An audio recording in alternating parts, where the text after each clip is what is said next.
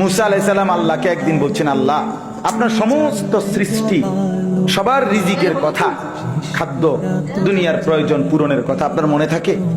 আপনি কেমনে মনে রাখেন? আপনি সকলের রিজিক কেমনে দেন? আল্লাহ তাআলা বললেন, মুসা তোমার সামনে একটা বড় পাথর আছে, তোমার হাতে লাঠিটা দিয়ে ওটাতে একটা বাড়ি মারো। তাফসিরে রুহুল মাআনিতে আমি নিজে পড়ছি, আরবি তাফসির। মুসা আলাইহিস সালামকে আল্লাহ বললেন, এই পাথরটার মধ্যে লাঠি দিয়ে আঘাত কর। মুসা আলাইহিস সালাম আঘাত করলেন, লাঠির একটা পার্ট মানে একটা অংশ পাথরের ভাঙ্গা পড়েছে। মুসা আলাইহিস সালামকে আল্লাহ আবার বললেন, আবার লাঠি দিয়ে আঘাত কর। আবার বাড়ি দিলেন, পাথরের একটা অংশ আবার ভাঙ্গা পড়েছে।